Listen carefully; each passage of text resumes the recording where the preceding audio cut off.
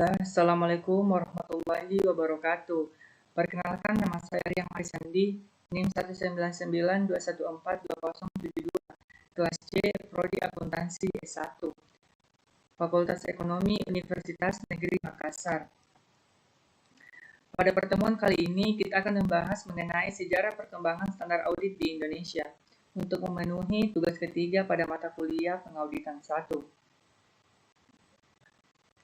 Sebelum mengenal audit lebih jauh, kita harus mengetahui istilah kata audit terlebih dahulu. Kata audit pertama kali muncul pada pertengahan abad ke-19 yang berasal dari bahasa Latin audire, yang artinya mendengar. Setiap orang yang mendengarkan laporan keuangan yang dibaca oleh akuntan dengan tujuan untuk memeriksa laporan keuangan tersebut disebut auditor. Sebenarnya, pekerjaan auditor sudah ada secara informal sejak zaman sebelum Masehi ketika laporan keuangan pertama kali dibuat di negara-negara kuno, seperti Mesopotamia, Mesir, Yunani, Roma, Inggris, dan India. Namun, seiring dengan perkembangan dunia usaha, auditing dikenal sebagai suatu kegiatan pemeriksaan tentang aktivitas operasional transaksi keuangan dan kepatuhan pada peraturan atau kebijakan yang berlaku. Sejarah perkembangan standar audit di Indonesia dibagi menjadi 7 periode. Periode pertama yaitu tahun 1950 sampai 1954. Kemudian periode kedua yaitu tahun 1954 sampai 1973.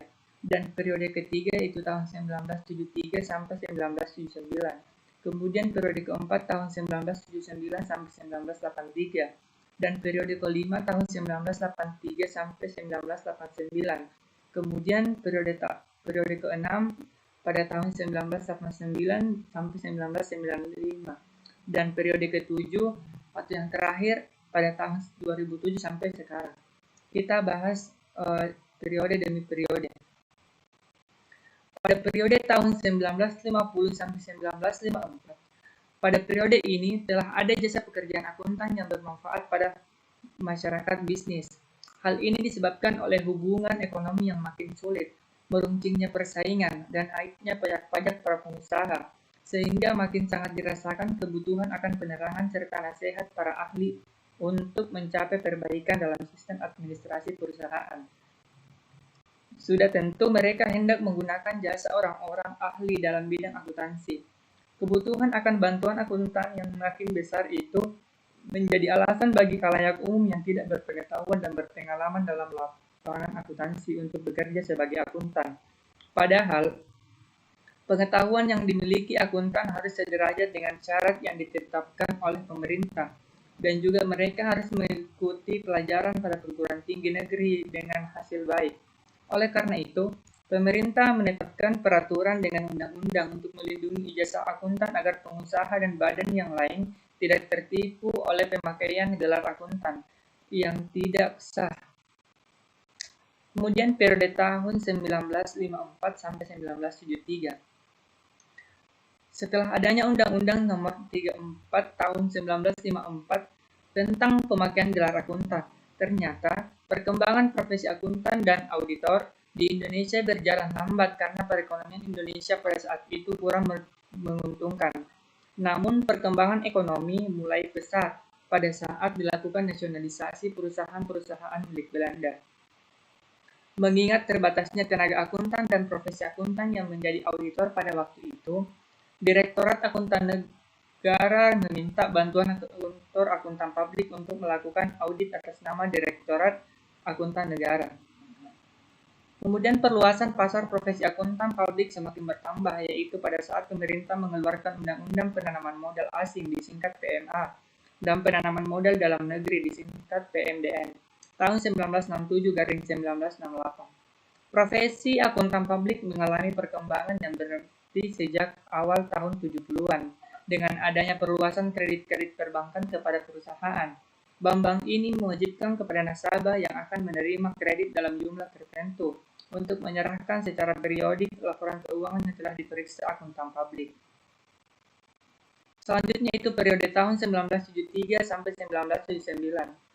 Muhammad Sutojo pada Konvensi Nasional Akuntansi 1 di Surabaya, Desember 1989 menyampaikan hasil penelitiannya mengenai pengembangan pengawasan profesi akuntan publik di Indonesia. bahwa profesi akuntan publik ditandai dengan satu prinsip akuntansi Indonesia atau disingkat PAI dan norma pemeriksaan akuntan disingkat NPA. Dalam Kongres Ikatan Akuntan Indonesia di Jakarta tanggal 30 November sampai 2 Desember 1973. Dengan adanya prinsip dan norma ini, profesi akuntan publik telah maju selangkah lagi karena memiliki standar kerja dalam menganalisa laporan keuangan badan-badan usaha di Indonesia. Dalam kongres tersebut disahkan pula Kode Etik Akuntan Indonesia, sehingga lengkaplah profesi akuntan publik memiliki perangkatnya sebagai mutu profesi. Dengan kelengkapan perangkat ini, pemerintah berharap profesi akuntan publik akan menjadi lembaga penunjang yang handal dan dapat dipercaya bagi pasar modal dan pasar uang di Indonesia. Kemudian pada akhir tahun 1976, Presiden Republik Indonesia dalam surat keputusannya nomor 52/1976 menetapkan pasar modal yang pertama kali sejak memasuki masa Orde Baru. Dengan adanya pasar modal di Indonesia, kebutuhan akan profesi akuntan publik meningkat pesat. Kebutuhan ini jika dilihat dari segi ekonomi memang ditujukan untuk pengumpulan modal dari masyarakat. Tetapi tindakan ini juga menunjukkan perhatian pemerintah yang begitu besar terhadap profesi akuntan publik. Selanjutnya, periode tahun 1979 sampai 1983. Periode ini merupakan periode yang suram bagi profesi akuntan publik dalam melaksanakan paket 27 Maret. 3 tahun setelah kemudahan diberikan pemerintah, masih ada akuntan publik tidak memanfaatkan maksud baik pemerintah tersebut. Beberapa akuntan publik melakukan malpraktek yang sangat merugikan penerimaan pajak, yaitu dengan cara bekerja sama dengan pihak manajemen perusahaan, melakukan penggelapan pajak. Ada pula akuntan publik yang tidak memeriksa kembali laporan keuangan yang diserahkan oleh perusahaan atau opini akuntan tidak disertakan dalam laporan keuangan yang diserahkan ke kantor inspeksi pajak.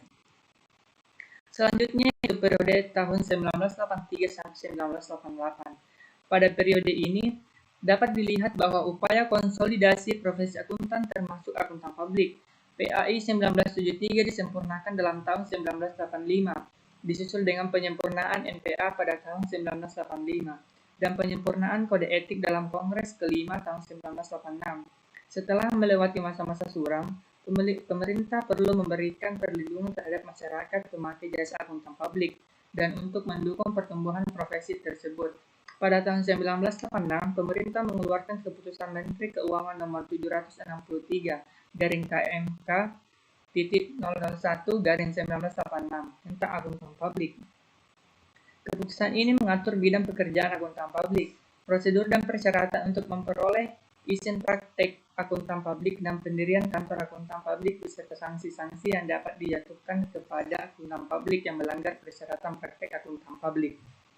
Dengan keputusan Menteri Keuangan tersebut dibuktikan pula sekali lagi komitmen pemerintah yang konsisten kepada pengembangan profesi akuntan publik, yaitu dengan mendengar pendapat Ikatan Profesi pada Kongres ke-6 IAI antara lain mengenai pengalaman kerja yang perlu dimiliki sebelum praktek, keharusan akuntan publik full-timer atau kecuali mengajar, izin berlaku tanpa batas waktu, kewajiban pelaporan berkala atau tahunan mengenai kegiatan praktek kepada pemberi izin, pembukaan cabang harus memenuhi syarat tertentu, izin diberikan kepada individu bukan kepada kantor, pencabutan izin perlu mendengar pendapat Dewan Kehormatan IAI, pemohon harus anggota IAI, pengawasan yang lebih ketat kepada akuntan asing. Selanjutnya periode tahun 1988 sampai 1995. Dalam periode ini, profesi akuntan publik terus berkembang seiring dengan berkembangnya dunia usaha dan pasar modal di Indonesia. Walaupun demikian, masih banyak kritikan-kritikan yang dilontarkan oleh para usahawan dan akademisi. Namun, keberadaan profesi akuntan tetap diakui oleh pemerintah sebagai sebuah profesi. Di samping adanya dukungan dari pemerintah, perkembangan profesi akuntan publik juga sangat ditentukan oleh perkembangan ekonomi dan kesadaran masyarakat akan manfaat jasa akuntan publik. Selanjutnya, beberapa faktor dinilai banyak mendorong berkembangnya profesi adalah antara lain, 1. Tumbuhnya pasar modal. 2. Pesatnya pertumbuhan lembaga-lembaga keuangan baik bank maupun non-bank. 3. Adanya kerjasama IAI dengan Dirjen Pajak dalam rangka menegaskan peran akuntan publik dalam pelaksanaan peraturan perpajakan Indonesia. 4. Berkembangnya penanaman modal asing dan globalisasi kegiatan perekonomian. Kemudian pada awal tahun 1992, Profesi akuntan publik kembali diberi kepercayaan oleh pemerintah atau Dirjen Pajak untuk melakukan verifikasi pembayaran PPN dan PPNBM yang dilakukan oleh pengusaha kena pajak. Sejalan dengan berkembangnya dunia usaha tersebut, Olson pada tahun 1979 dalam jurnal akuntansi mengemukakan 4 perkembangan yang harus diperhatikan oleh profesi akuntan, yaitu 1. Makin banyaknya jenis dan jumlah informasi yang tersedia bagi masyarakat. 2. Makin banyaknya transportasi dan komunikasi. 3. Makin disadarnya kebutuhan akan kualitas hidup yang lebih baik. Dan 4. Yaitu tumbuhnya perusahaan-perusahaan multinasional sebagai akibat dari fenomena pertama dan kedua. Auditor dituntut untuk mengaudit laporan keuangan perusahaan-perusahaan yang akan mengajukan permohonan kredit bank. IAI melakukan penyusunan ulang prinsip akuntansi dan standar audit ke dalam SAK atau standar akuntansi keuangan dan SPAP atau standar profesional akuntan publik. Dewan Standar Akuntansi dalam tubuh IAI menerbitkan PSAK atau biasa disebut dengan Persyaratan Standar Akuntansi Keuangan sebanyak 56 buah. Terciptanya Undang-Undang Pasar Modal dan Undang-Undang PT yang mewajibkan PT menyusun laporan keuangan dan diaudit oleh auditor atau akuntan publik. Selanjutnya periode tahun 2007 sampai sekarang. IAPI berdiri sebagai organisasi akuntan publik yang independen dan mandiri dengan berbadan hukum yang diputuskan melalui rapat umum anggota luar biasa IAI dan resmi diterima sebagai anggota asosiasi pertama. Melalui PMK nomor 17/OMK.01/2008 mengakui IAPI sebagai organisasi profesi akuntan publik yang berwenang melaksanakan ujian sertifikasi akuntan publik, penyusunan dan penerbitan pendidikan berkelanjutan bagi seluruh akuntan publik di NKRI, standar auditing berupa standar profesional akuntan publik SPAP disusun dan diterbitkan oleh IAPI. Mungkin hanya itu yang bisa saya sampaikan terkait dengan sejarah perkembangan standar auditing di Indonesia. Kurang dan lebihnya mohon dimaafkan. Saya tutup dengan ucapan wabillahi taufiq wal hidayah. Wassalamualaikum warahmatullahi wabarakatuh.